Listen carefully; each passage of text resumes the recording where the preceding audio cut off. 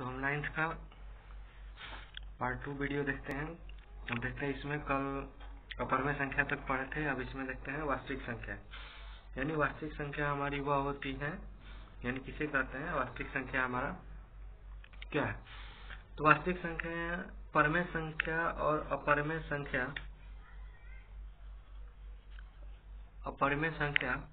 को हम क्या कहते हैं, वास्तविक संख्या कहते हैं। यानी जो परमेय संख्या है और अपरमेय संख्या है उसे भी हम वास्तविक संख्या कह सकते हैं। परमेय संख्या यानी जो p/q के रूप में होती है। परमेय संख्या यानी क्या हो गया हमारा, परमेय संख्या यानी जो p/q के रूप में होता है, यानी √2 नहीं, ये तो अपरमेय संख्या हो गया ना, ये हो जाएगा 1/2, 4/2, -3/5, ये सब हुआ क्या हुआ हमारी परमेय संख्या हुआ। परमेय संख्या √16 का वर्गमूल कितना हो जाएगा 4 और 4/1 हम इसे लिख सकते हैं। तो ये हमारा क्या है परमेय संख्या हुआ और इसे हम वास्तविक संख्या भी कह सकते हैं। 0 हमारा क्या है, 0 एक परमेय संख्या है। 0 कौन सी संख्या है, 0 हमारा परमेय संख्या है, ठीक है। अब पाई है तो पाई को हम अपरिमेय संख्या भी कहते हैं, भी क्या कहते हैं, है ही। पाई हमारा क्या है, पाई हमारा अपरिमेय संख्या है, ठीक है। पाई हमारा क्या है, पाई हमारा अपरिमेय संख्या है। पाई का मान बहुत ही ज्यादा होता है। जब हम इसको 3.14 बोल सकते हैं, पाई इक्वल टू या 22/7 भी बोलते हैं, ठीक है। वास्तविक संख्या फिर से एक बार बता रहे हैं, वास्तविक संख्या परमेय संख्या और अपरमेय संख्या क्या कहते हैं, वास्तविक संख्या।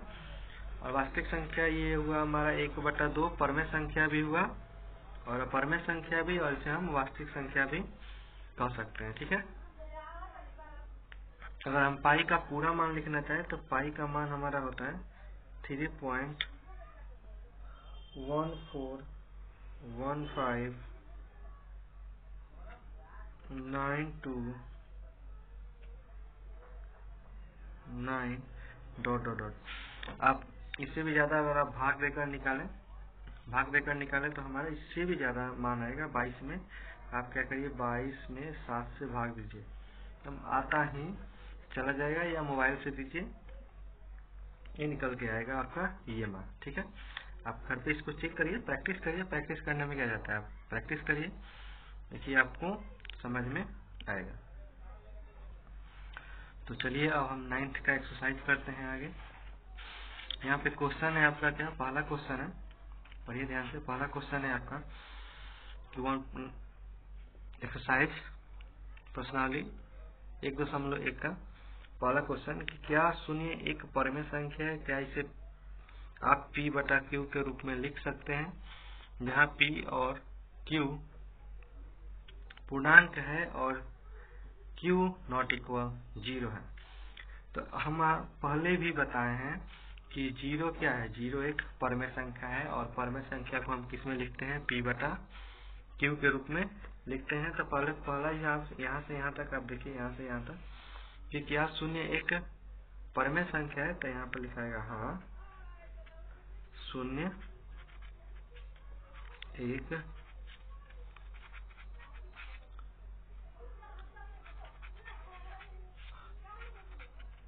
परमेय संख्या है। 0 क्या है, 0 एक परमेय, तो क्या इसका आंसर क्या होगा, 0 एक परमेय संख्या, इसे p/q के रूप में लिख सकते हैं। तो हाँ एकदम p/q के रूप में लिख सकते हैं।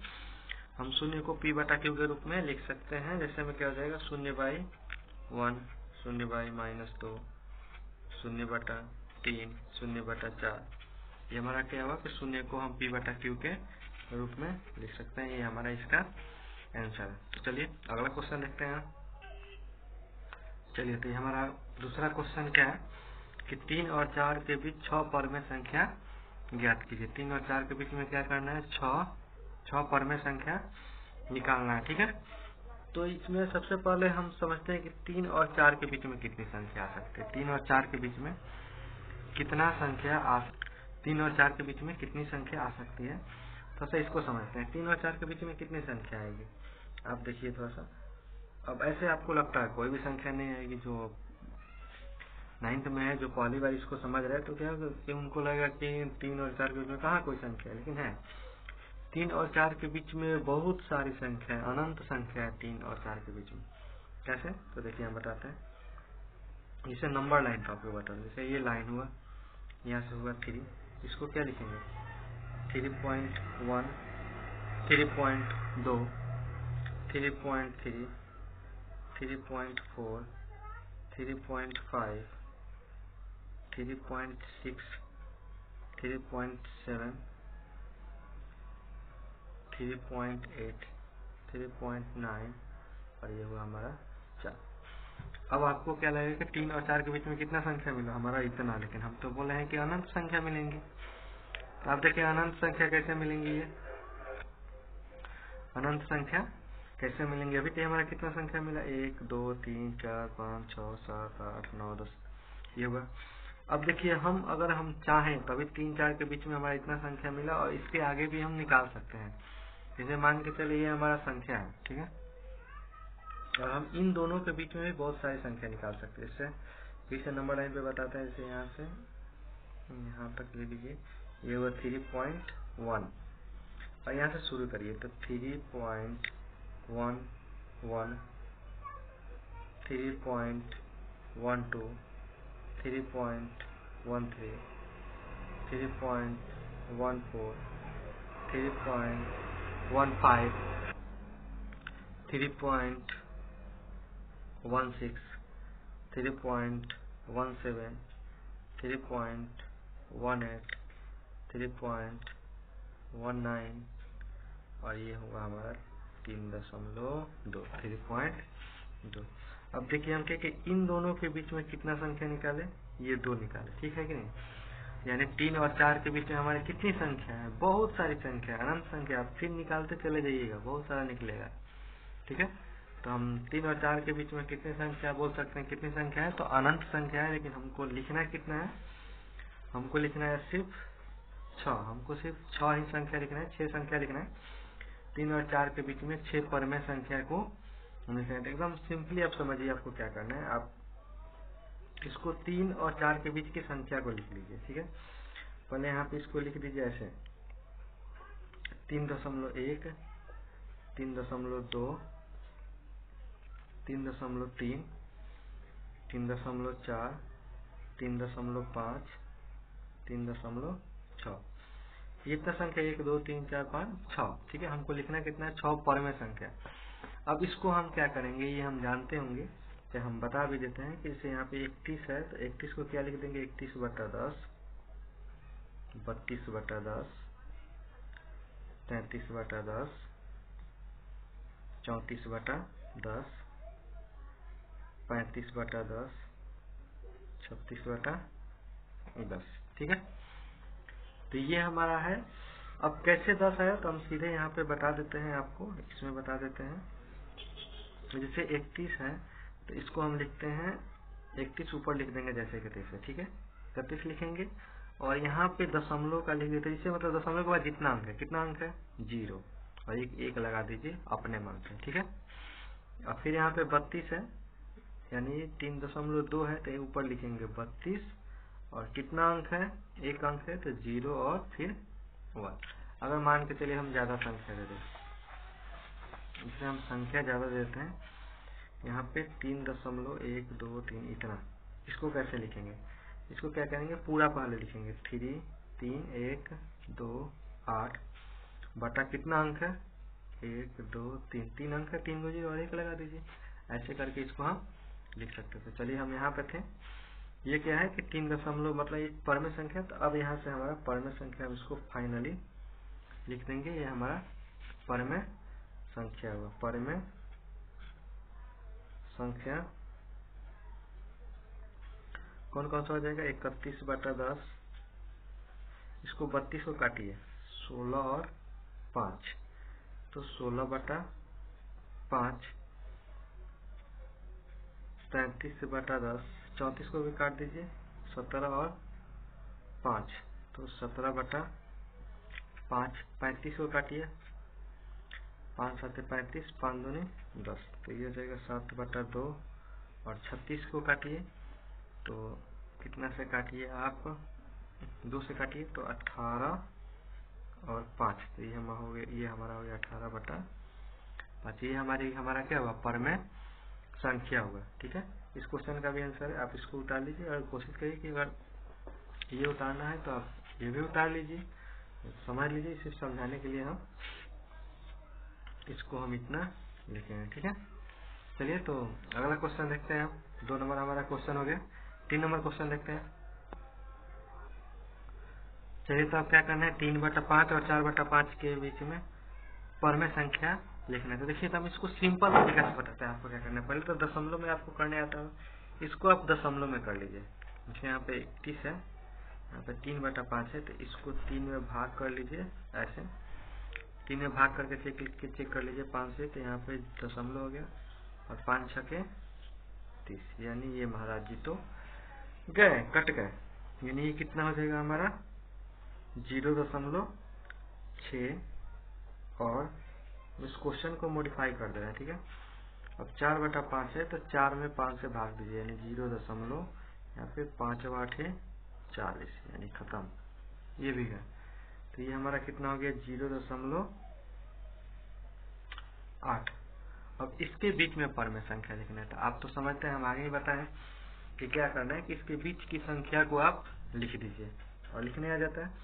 अब कैसे लिखेंगे इसको कि 0.61, 0.62, 0.63, 0.64, 0.65। ठीक है, ये संख्या, और इसको परमेय संख्या के रूप में लिखना है तो 61/100, जितना अंक होगा उतना 0 लगा देना है।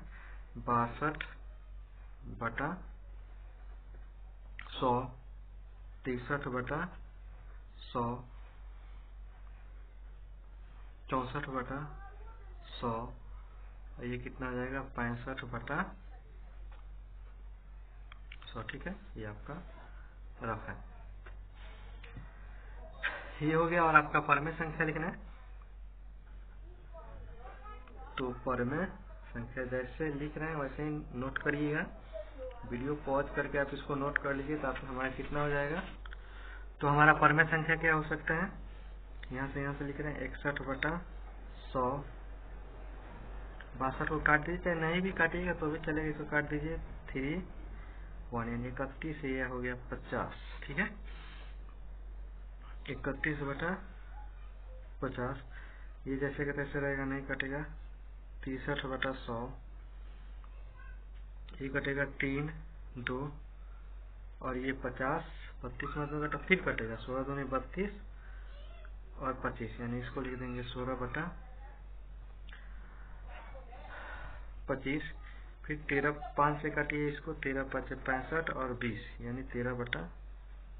ये हमारा 5 परमेय संख्या हो गया। ठीक है, अब इसमें बुक में आंसर नहीं मिल रहा है, इसका मतलब ये नहीं कि ये गलत हो गया। ठीक है, इसका मतलब इसका परमेय संख्या, आपको मालूम है कि परमेय संख्या अनंत हो सकती है, अपरिमित रूप से अपरिमित होती है, यानी बहुत सारी होती है, तो इसका आंसर कुछ भी हो सकता है। ठीक है, आप इसको ऐसे बना सकते हैं। ठीक है, तो हम चौथा क्वेश्चन देखें। ठीक है, तो चलिए अब हम देखते हैं इसमें क्या बताना है। 3 है, इसमें सत्य और असत्य बताना। ठीक है, तो इसमें पहला क्वेश्चन क्या कर रहा है कि प्रत्येक प्राकृत संख्या एक पूर्ण संख्या होती है, यानी जो भी प्राकृत संख्या का मतलब क्या हो, गिनती की संख्या, बस उसमें 0 ना हो, और पूर्ण संख्या का मतलब क्या, उसमें 0 हो। तो इसमें पूछ रहा है प्रत्येक प्राकृत संख्या पूर्ण संख्या होती है, तो एकदम होती है। ये क्या है हमारा पहला क्या हो जाएगा आंसर, ये सत्य है। क्या है, ये सत्य है, क्योंकि प्रत्येक प्राकृत संख्या, जैसे प्राकृत संख्या 1 2 3 4 5, ये क्या है हमारी प्राकृत संख्या भी है, और पूर्ण संख्या पीछे के पार्ट में, पहले पार्ट में हम बताए हैं इसके। तो आप अगर समझ में नहीं आ रहा तब उसमें जाकर। ठीक है, अगला क्वेश्चन देखते हैं कि प्रत्येक पूर्णांक एक पूर्ण संख्या होती है। ठीक है, प्रत्येक प्राकृत संख्या एक पूर्ण संख्या होती है, उसके बाद प्रत्येक पूर्णांक एक पूर्ण संख्या होती है। अब बताइए हम पूर्णांक के बारे में क्या समझे, डेफिनेशन के बारे में कि पूर्णांक क्या है हमारा। इधर आपका प्लस में चला जाइए, यानी धनात्मक 1 2 3, इधर चले जाइए और फिर इसको ऐसे कर लीजिए, फिर यहाँ पे -1 -2 -3, ये हमारा पूर्णांक है पूरा। ठीक है, और पूर्ण संख्या हमारा क्या होता है 0 1 2 3। तो बोले इसमें प्रत्येक पूर्ण है, मान के चलिए -3। -3 पूर्ण संख्या में है नहीं है, तो ये जो बोल रहा है क्या हो जाएगा हमारा असत्य, यानी यह गलत कह रहा है। ठीक है, 3 नंबर क्वेश्चन देखते हैं। प्रत्येक परमेय संख्या एक पूर्ण संख्या होती है? आप बताइए। परमेय संख्या हमारा p/q के रूप में होता है, p/q के रूप में, यानी 1/2। ठीक है, 1/2, 3/4, ऐसे करके हमारा परमेय संख्या हो सकती है। ठीक है, और पूर्ण संख्या 0, यही है हमारा पूर्ण संख्या। तो ये कभी होगा? ये भी नहीं होगा, तो ये हमारा क्या हो गया? असत्य। ठीक है, तो ये हमारा 9th का 1.1 यानी 1.1 हमारा जो एक्सरसाइज है वो कंप्लीट हो गया। आप इसको नोट करिए और इसको प्रैक्टिस करिए, और इसका हम टेस्ट भी आगे इसी पर हम ले लेंगे। ठीक है, और देखते हैं आपका इस चैप्टर से कितना सही होता है नंबर सिस्टम पूरा पढ़ने के बाद। ठीक है, और आप अच्छे से पढ़िए, अपना रूटीन बनाइए, टाइम टेबल बनाइए। ठीक है, तो अगले पार्ट में मिलते हैं।